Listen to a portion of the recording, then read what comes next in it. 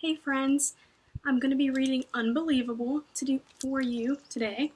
We are almost done with this. That is crazy. I've loved this book. I don't know about you guys. So, Unbelievable by Chloe, IQ 159. Hypothesis. Truth is stranger than fiction. Make that way stranger.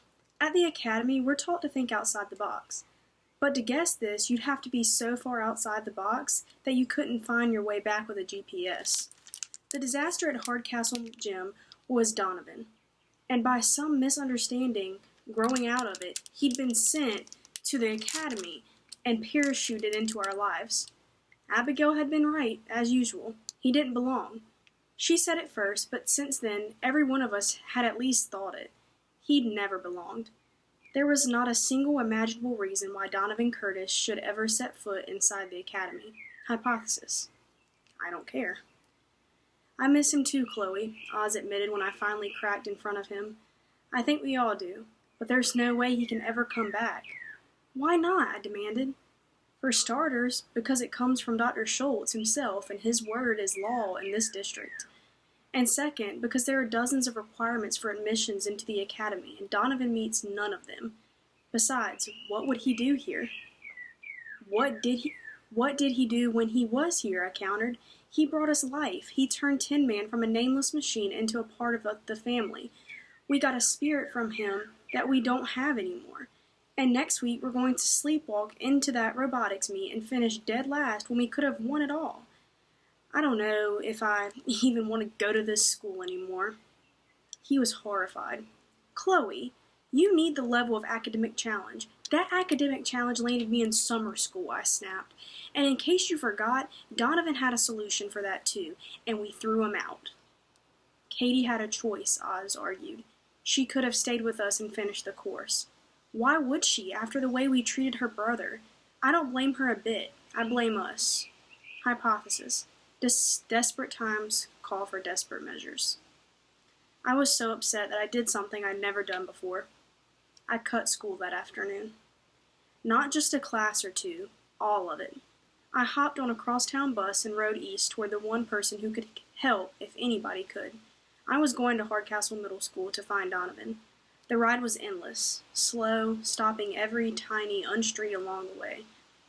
I kept checking the time on my phone, but it didn't move the bus any faster. I wasn't sure what the schedule was at Hardcastle, but dismissal had to be coming up pretty soon.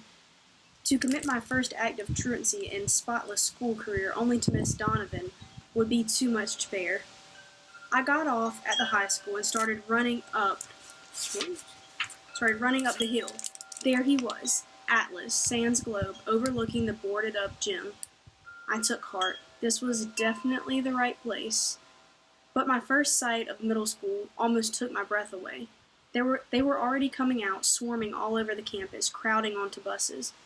I ran into the midst of the crowd, frantically scanning faces on the off chance I'd find the one I was searching for out of more than 900. They all seemed familiar and unfamiliar at the same time. I'd probably seen many of them at the dance, but that didn't matter. Nobody was familiar enough. I was beginning to get some strange looks. Is Donovan Curtis around? I asked one boy. His response was a blank stare. His companion shoved him. The dude who dissed the basketball team. You know him? I prompted. Not really. Hypothesis. Donovan made a bigger impression in just a few weeks at the academy than in nearly 3 years here. I caught a glimmer of how someone could disappear among a student body of more than 300 at each grade level. It could never happen at my school. You were famous for what you knew, or what you could do, or what you might become, or in Donovan's case, even for what you didn't know. I tried another kid, a girl this time. Do you know Donovan Curtis? She shrugged. I heard he transferred to the academy. I think he's back. The boy said behind her. Isn't he the guy who won the toilet award? Probably, it sounded like him. Have you seen him anywhere? Another shrug. Hypothesis. Non-academy kids are very loose in the shoulders. I've always envied them, their relaxed, casual attitude, and something that came naturally to us in the gifted program. But right now, I felt like I was drowning and nobody cared enough to throw me a life preserver. By this time, some of the school buses had taken off and the crowd was thinning out. An ugly truth began weighing me down like a heavy metal. I wasn't going to find him. I'd come all this way for nothing. Worse, I was going to have to get back on that crosstown bus and jounce my way home. I wasn't even really sure what I had been planning to say to the guy. I just knew for certain that the mere sight of him would have settled me down. Suddenly, a too loud voice behind me announced, "Hey, isn't that the plaid chick?" I wheeled. They stood staring at me, Donovan's two friends named Daniel. I ran over to them. "I'm so glad to see you guys." "Whoa," one of them held out a hand. "Not too close. Your brainwaves might fry my cell phone." "Guys, is Donovan still here?" The taller Daniel sneered down at me. "Look, who needs Donovan all of a sudden? You should have thought of that before you threw him out of your smarty-pants school." "Woulda, shoulda, coulda," put in another one. I ignored their baiting and plowed forward. "I totally agree with you. If it was up to me, Donovan would still be at the academy. That's what I came here to talk to him about. Has he left yet?" "He wasn't in school today," the taller Daniel said finally. "Schultz took him to meet with the school district insurance company.